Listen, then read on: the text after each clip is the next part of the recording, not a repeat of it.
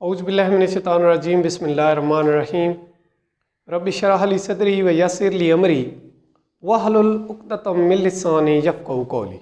Dear students, अस्सलामु अलैकुम।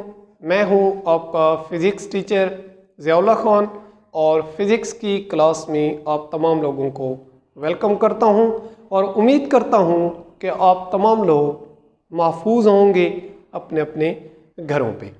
बेटा, फिज़िक्स चैप्टर नंबर 5 और उसके न्यूमेरिकल्स हमने स्टार्ट किए हुए थे और इससे प्रीवियस लेक्चर में हमने अकॉर्डिंग टू शॉर्ट सिलेबस कुछ न्यूमेरिकल्स सॉल्व किए और जो अकॉर्डिंग टू शॉर्ट सिलेबस हमारे न्यूमेरिकल्स जो हैं रह गए थे, आज हम कोशिश करेंगे कि उनको कंप्लीट करें। तो स्टार्ट करते हैं जी। Numerical according to short syllabus हमारे पास चैप्टर नंबर 5 का 5 यानी 5वां न्यूमेरिकल हमने करना है और उसकी स्टेटमेंट कुछ इस तरह से है कि calculate the angular momentum of a star of mass 2.0 cross 10 raise to power 30 kilogram and radius 7.0 cross 10 raise to power 5 kilometre. हाँ जी, एक स्टार है और उसका मास और रेडियस हमें गिवन है और हमने उसका एंगुलर मोमेंटम जो है फाइंड आउट करना है। If it makes one complete rotation about its axis once in 20 days. हाँ जी, और अगर वो स्टार क्या करता है, अपने एक्सिस के गिर्द एक रोटेशन यानी कंप्लीट करता है वन रेवोल्यूशन, ठीक है, तो उस वक्त जो है what is it's kinetic energy, तो काइनेटिक एनर्जी भी उसकी हमने फाइंड आउट करनी है कि काइनेटिक एनर्जी क्या होगी। तो गिवन डाटा की तरफ जाते हैं जी।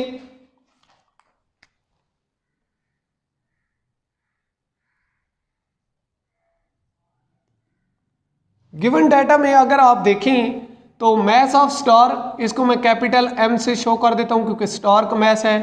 तो मैस ऑफ स्टार जो है वो हमें गिवन है जी और वो है 2.0 cross 10 raise to power 30 kilogram. Radius of the stars, ठीक है जी, ये भी हमें गिवन है, इसको मैं स्मॉल आर से शो कर देता हूं। 7.0 cross 10 raise to power 5 kilometre है। तो इसको ऐसा करते हैं, मीटर में कन्वर्ट कर लेते हैं पहले, ठीक है जी। तो R इज इक्वल टू आपके पास आ जाएगा 7.0 क्रॉस 10 रेज़ टू पावर 5 और मल्टीप्लाई बाय किलो की जगह पे 10 रेज़ टू पावर 3 मीटर। तो इसको हम लिख सकते हैं कि R equal to 7.0 cross 10 raise to power 8 metre. 5 + 3 = 8 metre. तो मीटर में हम आ गए जी। उसके बाद जो गिवन है हमें वो टाइम है और वो है जी 20 डेज, ठीक है जी। तो हम क्या करते हैं, टाइम को भी उसका जो सिस्टम इंटरनेशनल यूनिट है उसमें कन्वर्ट कर लेते हैं। टाइम का system international unit we know that कि सेकंड होता है, तो हम उसको सेकंड में लेके जाते हैं जी। So T equal to day है हमारे पास 20 और एक डे के अंदर हमें पता है कि कितने आवर होते हैं जी 24 और 1 आवर के अंदर कितने मिनट होते हैं जी, इस चीज़ का भी हमें अंदाजा है 60 और फिर एक मिनट के अंदर कितने सेकंड होते हैं 60। तो इस तरह से हम चले जाएंगे टाइम डेज से सेकंड की तरफ। हमने सिंपली क्या किया, 20 डेज थे तो मैंने क्या किया, 20 को मल्टीप्लाई कर लिया, 1 डे में 24 आवर्स होते हैं तो 24 से तो हम घंटों में चले गए।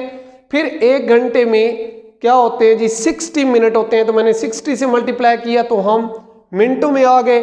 और फिर एक मिनट के अंदर 60 सेकंड्स होते हैं, तो मैंने जब 60 से मल्टीप्लाई किया तो ओवरऑल मेरा टाइम किस में आ गया, सेकंड्स में। और इसकी कितनी वैल्यू आती है जी, बेशक आप इसी तरह लिखें या इसको आप कैलकुलेटर की मदद से जो है वो मल्टीप्लाई करके भी आप कोई ना कोई जो है इसका सॉल्यूशन निकाल सकते हैं, एग्जैक्ट एक वैल्यू भी निकाल सकते हैं। जब मुझे आगे ज़रूरत पड़ेगी तो मैं इसको जो है वो कर लूँगा।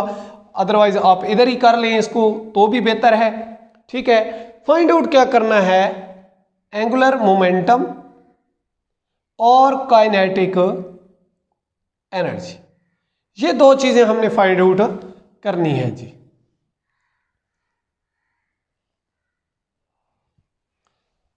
सॉल्यूशन की तरफ बढ़ेंगे और हमें पता है कि एंगुलर मोमेंटम फाइंड आउट करने का जो फार्मूला है वो है L is equal to moment of inertia multiply with angular velocity. और इसी तरह से काइनेटिक एनर्जी का जो फार्मूला हमने पढ़ा हुआ है वो है जी हाफ, और उसके बाद हमारे पास लीनियर नहीं बल्कि हम किसकी, रोटेशनल काइनेटिक एनर्जी की बात करें तो रोटेशनल काइनेटिक एनर्जी का फार्मूला आपको बताया था, तो ये आता है I और ओमेगा का स्क्वायर। तो ये दो फार्मूले आपके पास हैं, ऑलरेडी आपको ये जो है एक्सप्लेन करवाए गए हैं, डिराइव भी किया था हम लोगों ने। अब यहाँ पे देखें कि जो गिवन डेटा है उसमें कहीं पे भी मोमेंट ऑफ इनर्शिया या एंगुलर वेलोसिटी आपको गिवन नहीं है, तो इसका मतलब है हम पहले क्या करेंगे, मोमेंट ऑफ इनर्शिया को और एंगुलर वेलोसिटी को फाइंड आउट करेंगे। तो फर्स्ट हम क्या करते हैं जी, मोमेंट ऑफ इनर्शिया और एंगुलर वेलोसिटी को फाइंड आउट करते हैं। अच्छा, मोमेंट ऑफ इनर्शिया को फाइंड आउट करने के लिए आपको पता है कि स्फेरिकल शेप के जो ऑब्जेक्ट्स होते हैं या स्फीयर टाइप होते हैं उनके लिए हमारे पास जो मोमेंट ऑफ इनर्शिया होता है उसकी वैल्यू होती है 2 डिवाइडेड बाय 5 और m और स्क्वायर। ठीक है जी, ये आपका मोमेंट ऑफ इनर्शिया कौन सी बॉडीज के लिए, जो स्फेरिकल होती हैं। आपने जब ये मोमेंट ऑफ इनर्शिया का आर्टिकल डिस्कस किया या करवाया गया आपको, तो आपने टेक्स्ट बुक पे देखा होगा कि राइट साइड का जो पेज है उसके ऊपर साइड पे शेप्स भी बनी हुई हैं और उसके नीचे जो है आपको मोमेंट ऑफ इनर्शिया की वैल्यूज भी गिवन है। जिस तरह से वहाँ पे एक थिन रॉड के लिए भी वैल्यू है और डिस्क के लिए भी वैल्यू है, रिंग या हुप के लिए भी वैल्यू है वहाँ पे, वहीं पे लास्ट पे आपके पास स्फीयर के लिए भी वैल्यू मौजूद है जी। ठीक है, तो बेटा आपने क्या करना है इस चीज में, ठीक है, आपने वैल्यूज पुट करनी है, मैथ्स भी आपको गिवन है। ठीक है, मैंने यहाँ पे स्मॉल m फार्मूले की मदद से, आप बेशक इसको इस सिचुएशन के मुतालिक लिखना चाहते हैं तो आप इसको लिखेंगे कि moment of inertia is equal to 2 divided by 5 और कैपिटल M और स्क्वायर। ये मैंने इस केस के मुतालिक या इस न्यूमेरिकल की फॉर्म में ये फार्मूला लिख दिया है। तो यहाँ पे बेटा आप क्या करेंगे, इसकी वैल्यू को दर्ज करेंगे। वैल्यूज इसकी 2 डिवाइडेड बाय 5 ये यहीं वैसे रहेंगे। मैथ्स की जगह पे आप उसकी value 2.0 cross 10 raise to power 30 और R की जगह पे आप उसकी वैल्यू पुट करेंगे जो कि है 7.0 क्रॉस 10 रेज़ टू पावर कितना आ जाएगा जी 5। ठीक है जी, और हमने एट दी एंड मीटर वाली वैल्यू आप पुट करेंगे यहाँ पे, तो 7.0 क्रॉस 10 रेज़ टू पावर 8। ठीक है जी, और इसका स्क्वायर है। इनको सिंप्लीफाई करना है हमने, कैलकुलेटर आप सिंपल यूज करेंगे और मैथमेटिकल एक्सप्रेशंस, ठीक है, इनको मजीद सिंप्लीफाई, चले थोड़ा सा मैं कर लेता हूँ, बाकी आपने खुद करना है इसको कैलकुलेटर की मदद से। ये एज अ असाइनमेंट आपके ज़िम्मे कुछ चीज़ें होती हैं। ठीक है, तो ये आ जाएगा जी 7 का स्क्वायर हमें पता है जी ये कितना आ जाता है 49, यानी ये 49.0 और ये 10 रेज़ टू पावर 8 का आ जाएगा 10 रेज़ टू पावर 16। अब इस चीज़ को जो है यानी आपस में मल्टीप्लाई और 5 पे फिर डिवाइड करेंगे, तो इनको सिंप्लीफाई करने से जो आपके पास moment of inertia for sphere for star, ठीक है जी, आपके पास जो आएगा उसका रिजल्टेंट जो है, रिजल्ट मैं लिखने लगा हूं जी, जो आंसर हमारे पास आता है वो कितना आता है 39.2 cross 10 raise to power 39.2 cross 10 raise to power 46 और हमें पता है इसका यूनिट क्या होता है, kilogram metre square moment of inertia का। तो ये एग्जैक्ट आपके पास जो है मोमेंट ऑफ इनर्शिया की वैल्यू आ गई। इसी तरह से फार्मूले जो दोनों चीजें हमने फाइंड आउट करनी है उनके अंदर एंगुलर वेलोसिटी भी आ रही है, तो एंगुलर वेलोसिटी भी हम मालूम कर लेते हैं और फिर सिंपल फार्मूला जो है वो लगाएंगे और उसके अंदर वैल्यू पुट करके हम आंसर निकालेंगे। अच्छा जी, वन थिंग मोर कि आपको पता है कि आपका जो स्टार है उसने बता दिया कि वो अपने एक्सिस के गिर्द क्या करता है, एक कंप्लीट रोटेशन क्या करता है, परफॉर्म करता है, और टाइम पीरियड उसने बता दिया कि वो कितना होता है, 20 डेज होता है। इसका मतलब है कि अगर हम उस स्टार की जो अपने एक्सिस के गिर्द रोटेट कर रहा है, अगर हम उसकी जो कंप्लीट रोटेशन है यानी जो 1 रेवोल्यूशन उसकी है उसको गिवन टाइम पीरियड पे डिवाइड करेंगे तो हमारे पास एंगुलर वेलोसिटी आ जाएगी। यानी उसने जो कंप्लीट एंगुलर डिस्प्लेसमेंट कवर किया वो आपके पास क्या है, 1 रेवोल्यूशन है। और बेटा आपको पता है कि जो 1 रेवोल्यूशन होती है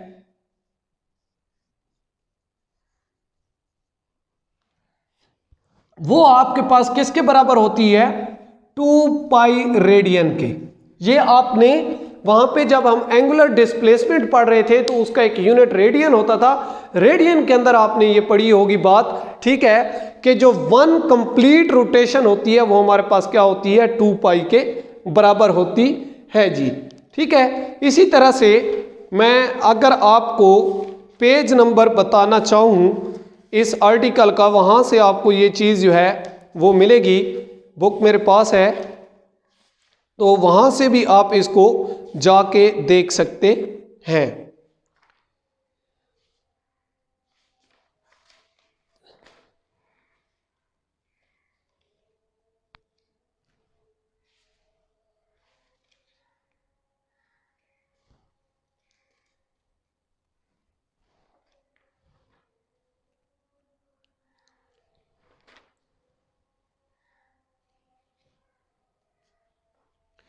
अच्छा जी, तो 230 जो है वो पेज नंबर है, ठीक है, आपका ये जो न्यूमेरिकल है इसका, और जहां पे आपको इसका आंसर मिलेगा, ठीक है, वो आपको मिलेगा जी इसका पेज नंबर, यानी 1 रेवोल्यूशन इक्वल टू होती है आपकी 2 पाई रेडियन के, या डिग्री की बात करें तो 360 डिग्री के।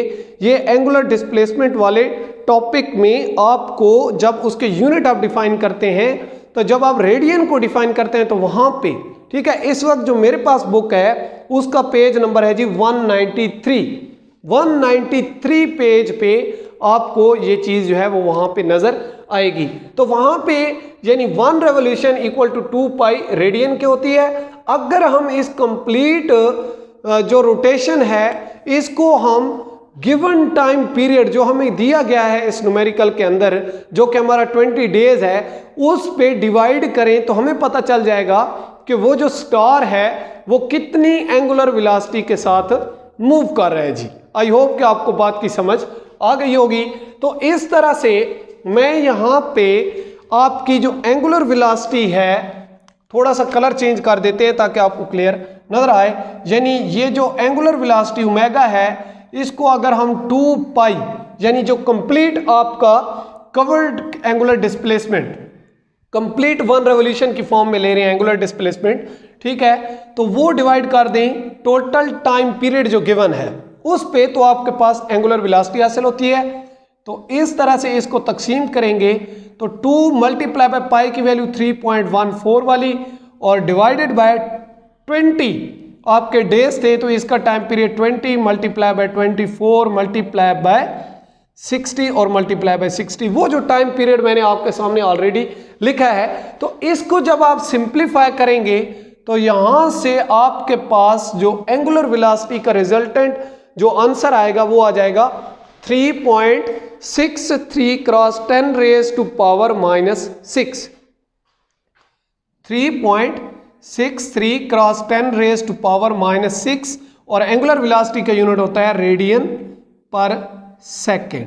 ठीक है जी, तो ये आपके पास मोमेंट ऑफ इनर्शिया की वैल्यू भी आ गई और आपके पास एंगुलर वेलोसिटी की भी वैल्यू आ गई। अब आपने क्या करना है, सिंपली इन दो वैल्यूज को, इन दो फार्मूलाज को यूज करते हुए आपने पुट करना है और आपने क्या करना है, इस न्यूमेरिकल के आंसर्स निकालने हैं जी। मैं इस चीज को साफ कर रहा हूं जी ताकि आपको क्लियर नजर भी आता रहे।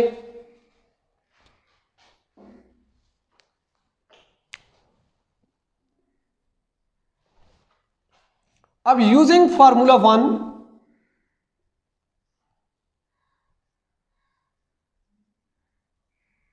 जो फार्मूला 1 हमारे पास है कौन सा जी, कि जो एंगुलर मोमेंटम होता है वो इक्वल टू होता है जी आपके पास moment of inertia multiply by angular velocity. ठीक है, तो अब यहां पे इन दोनों की वैल्यूज आपने इधर निकाली हुई हैं, सिंपली इन दोनों की वैल्यूज को आपने वहां पे जाके पुट करना है तो आपको आंसर जो है मिलेगा एंगुलर मोमेंटम का। अब एंगुलर मोमेंटम का आंसर के लिए मोमेंट ऑफ इनर्शिया की वैल्यू है 39.2 cross 10 raise to power 46 multiply by angular velocity की वैल्यू है 3.63 क्रॉस 10 रेज टू पावर -6। अब इस चीज को जब आप मल्टीप्लाई करेंगे कैलकुलेटर की हेल्प से तो जो आपके पास आंसर आएगा एंगुलर मोमेंटम का वो आएगा जी 1.4 cross 10 raise to power 42 joule second. अच्छा जी, एंगुलर मोमेंटम का यूनिट जूल सेकंड भी होता है, आपको बताया था कल। ठीक है जी, इसकी वजाहत भी कल वाले न्यूमेरिकल्स के अंदर, अगर किसी बच्ची को क्लियर नहीं है तो वो ग्रुप में क्वेश्चन कर सकती है, लेकिन कल मैंने वजह से बताया था कि एंगुलर मोमेंटम का जो जूल सेकंड आता है यूनिट कैसे आता है। तो ये पहला जो है हमने न्यूमेरिकल का पार्ट सॉल्व कर लिया कि हमने उस स्टार का जो एंगुलर मोमेंटम है वो हमने फाइंड आउट कर लिया है जिसका मैस और रेडियस और ये चीजें हमें गिवन थी। तो नेक्स्ट आप क्या करेंगे, using formula number 2, using formula number 2 क्या है जी, काइनेटिक एनर्जी है, यानी रोटेशनल काइनेटिक एनर्जी आप कह सकते हैं इसको, वो आपके पास होती है half moment of inertia multiply bye square of angular velocity. तो ये है जी। अब इसके अंदर भी चीजें क्लियर हैं, आपको नजर आ रहा होगा। सिंपल वही आपने मोमेंट ऑफ इनर्शिया की और एंगुलर वेलोसिटी की वैल्यू जो आपने ऑलरेडी फाइंड आउट कर ली उसकी वैल्यूज पुट करनी है और सिंपली आपने मैथमेटिकल स्टेप्स करने हैं। तो 1 divided by 2 into moment of inertia की वैल्यू हमारे पास थी जी 39.2 क्रॉस 10 रेज टू पावर 46 और जो एंगुलर वेलोसिटी की वैल्यू थी हमारे पास वो थी 3.63 क्रॉस 10 रेज टू पावर -6 और क्योंकि एंगुलर वेलोसिटी का स्क्वायर है तो ये इसका भी स्क्वायर आएगा।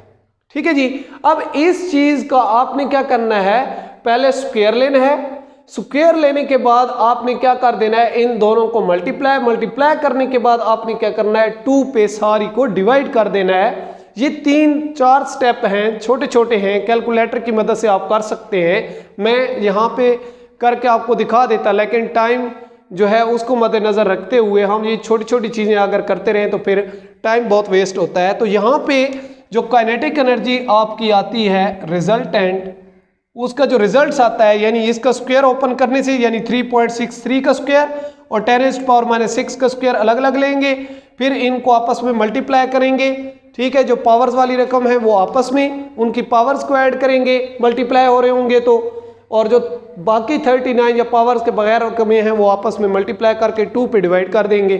ठीक है, तो सिंपली यहाँ पे आपके पास काइनेटिक एनर्जी का रिजल्ट आता है 2.5 क्रॉस 10 रेज टू पावर 36 और एनर्जी है तो एनर्जी का यूनिट होता है जॉल। ठीक है जी, तो ये दूसरा आपका जो है आंसर इस न्यूमेरिकल का दूसरा पार्ट भी हमने सॉल्व कर लिया। तो ये हमारे पास रिजल्टेंट जो है आंसर वो हमारे पास काइनेटिक एनर्जी का है और ऊपर जो है हमने एंगुलर मोमेंटम फाइंड आउट किया है। तो आप बता सकते हैं कि वो आपका जो स्टार है जिसका मैस भी गिवन था, रेडियस भी गिवन था और टाइम पीरियड भी कंप्लीट रोटेशन का गिवन था, अब आप बता सकते हैं कि वो स्टार जो है वो 1.4 cross 10⁻42 joule second angular momentum रखता है, यानी उसका एंगुलर मोमेंटम इतना है और जब वो मूव कर रहा है या रोटेट कर रहा है अबाउट इट्स एक्सिस तो उसकी जो रोटेशनल काइनेटिक एनर्जी है वो 2.5 क्रॉस 10⁻36 जूल है जी। ठीक है बेटा, तो आई होप कि आपको समझ आ गई होगी। नेक्स्ट न्यूमेरिकल की तरफ बढ़ते हैं, देखते हैं कि अगला न्यूमेरिकल जो है उसमें क्या है और हमने क्या फाइंड आउट करना है। न्यूमेरिकल्स में बेसिकली अगर आपको स्टेटमेंट की समझ आ जाए तो न्यूमेरिकल्स इतने मुश्किल नहीं होते। और फिर सबसे बड़ी बात कि अगर आपने अच्छे तरीके से चैप्टर को पढ़ा होता है, उसके कंसेप्ट हासिल किए होते हैं, हर एक आर्टिकल जो है उस पर फोकस किया होता है, तो फिर वैसे भी ये चीज़ें आपको आसान लगती हैं। अच्छा जी, अकॉर्डिंग टू शॉर्ट सिलेबस जो हमने नेक्स्ट न्यूमेरिकल करना है वो है जी 5.6 न्यूमेरिकल है और इसमें क्या कहा जा रहा है जी, स्टेटमेंट ज़रा देखिए क्या कहता है कि a 1000 kilogram car travelling with a speed of 144 kilometre per hour rounds a curve of radius 100 metre, find the necessary centripetal force. हाँ जी, बड़ी आसान बात है। वो कहता है कि एक कार है और उसका मैस गिवन है कि 1000 किलोग्राम उसका वजन मैस है और वो 144 किलोमीटर पर आवर की स्पीड से मूव कर रही है। अब स्पीड उसने बोला है, यानी एंगुलर स्पीड की बात नहीं हो रही, वहां पे वो वर्ड एंगुलर यूज नहीं कर रहा, तो इसका मतलब है यहाँ पे इसकी स्पीड लीनियर हो रही है किलोमीटर पर आवर। आपको यूनिट भी बता रहा होगा कि ये कौन सी स्पीड की बात हो रही है, ट्रांसलेशनली मोशन में जो हम स्पीड का यूनिट यूज करते हैं उसकी बात हो रही है। ठीक है जी, तो इसी तरह से फिर उसका रेडियस देखें तो वहां पे रेडियस भी गिवन है 100 मीटर है, तो वो कहता है आपने इसकी सेंट्रीपिटल फोर्स जो है, जरूरी सेंट्रीपिटल फोर्स वो मालूम करनी है। तो गिवन डाटा की तरफ बढ़ते हैं।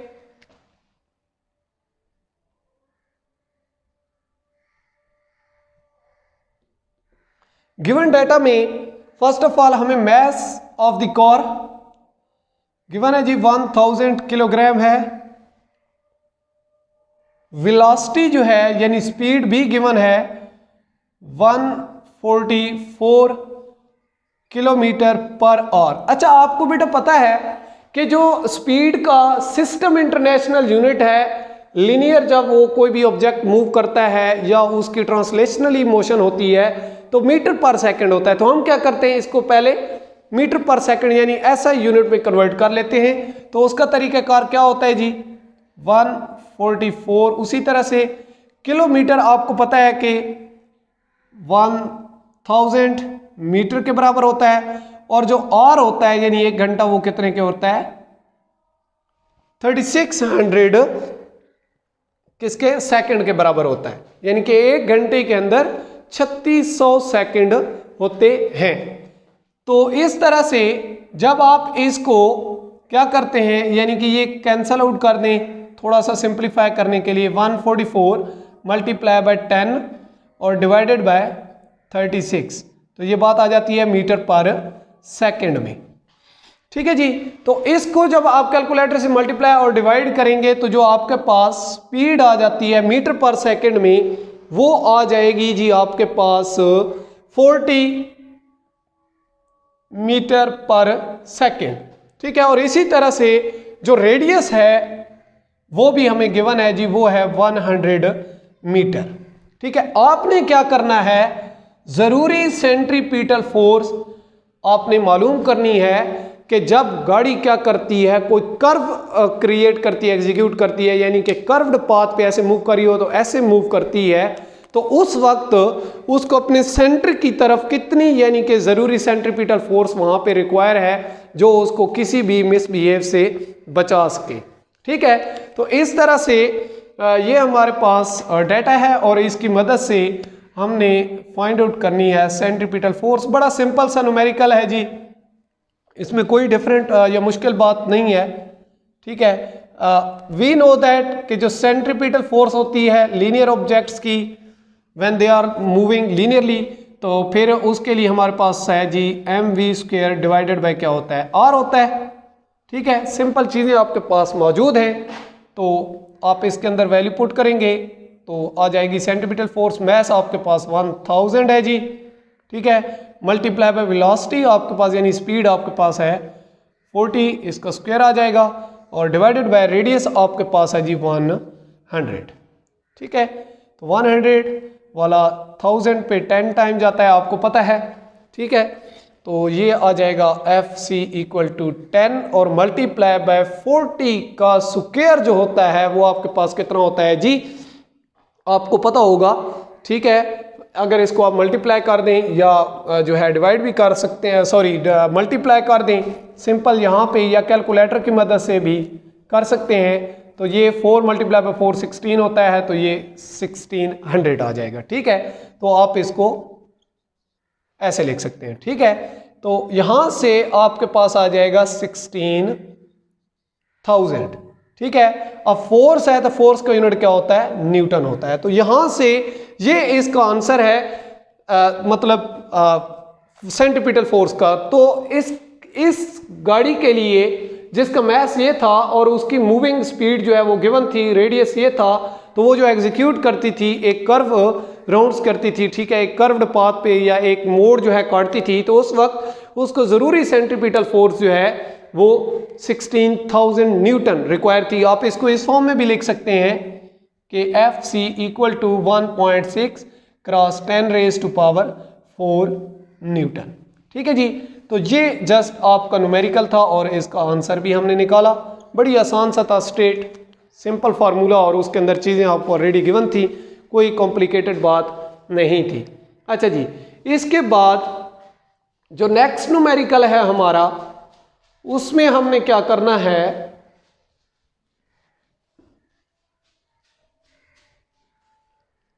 हाँ जी, और ये numerical according to short syllabus अगर हम बात करें तो आपका आखिरी न्यूमेरिकल है जो हमने इस चैप्टर का करना है, यानी 5.7 न्यूमेरिकल आपका आखिरी न्यूमेरिकल है। और इसमें क्या कहा जा रहा है जी कि what is the least speed at which an aeroplane can execute a vertical loop of 1.0 kilometre radius so that there will be no tendency for the pilot to fall down at the highest point.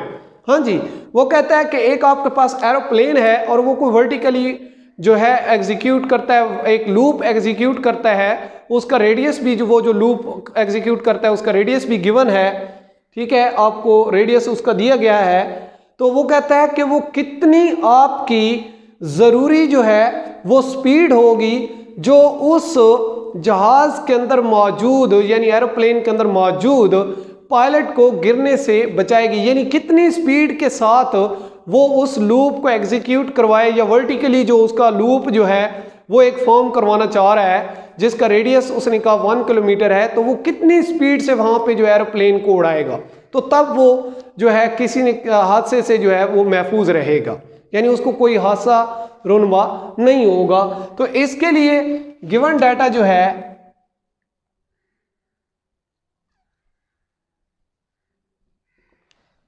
उसमें अगर देखें तो आपके पास radius given है 1 kilometre. ठीक है, इसको मैं ऐसा यूनिट में लिख देता हूं, तो मैं इसको 1000 मीटर लिख सकता हूं।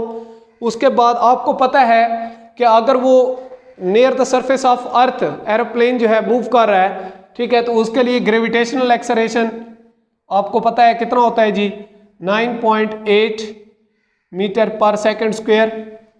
एग्जैक्ट वैल्यू है, वैसे अप्रॉक्सीमेटली आप 10 ले लें तो भी कोई बात नहीं, और लेते भी हैं हम फिजिक्स में।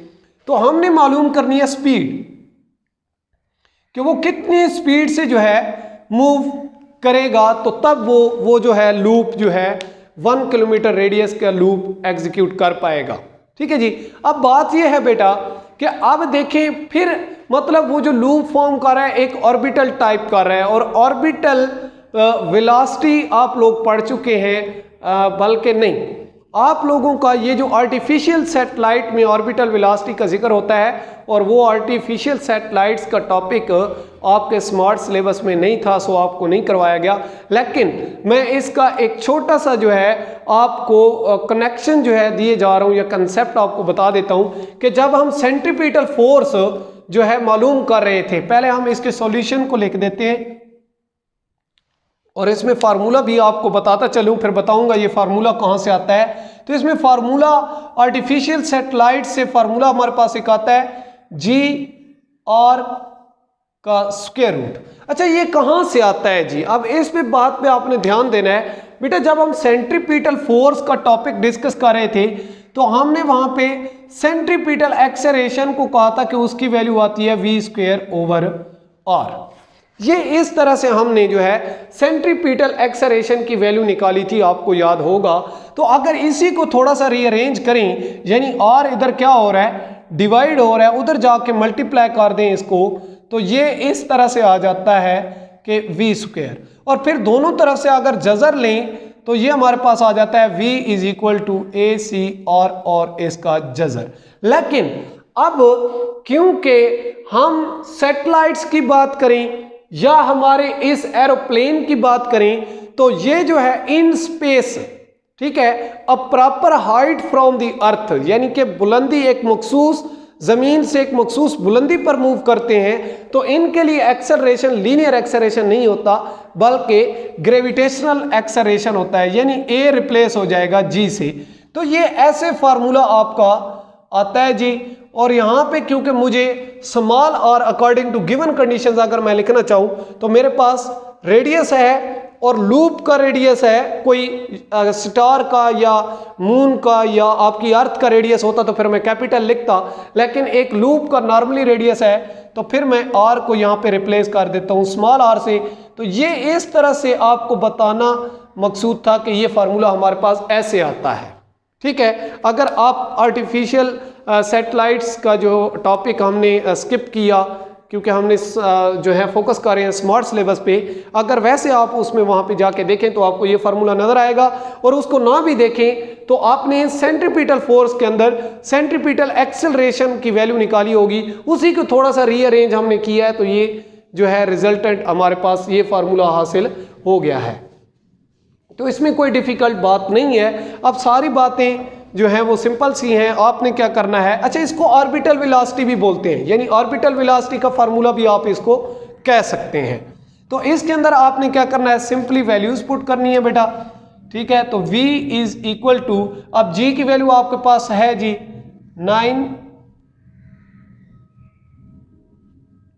9.8 और मल्टीप्लाई बाय रेडियस की वैल्यू भी आपके पास है 1000, और ये क्या है जी, इसका जजर है। अच्छा, अब जब आप इसका जजर लेंगे, ठीक है, तो आपके पास जो आंसर आएगा, अब कैलकुलेटर पे आपने पहले इनको क्या कर देना है, मल्टीप्लाई करने के बाद आपने इनको जजर जो है वो लेंगे, तो इनका जो सिंपलेस्ट मतलब चलें अगर आप इसको मल्टीप्लाई करें तो ये आ जाता है 9800।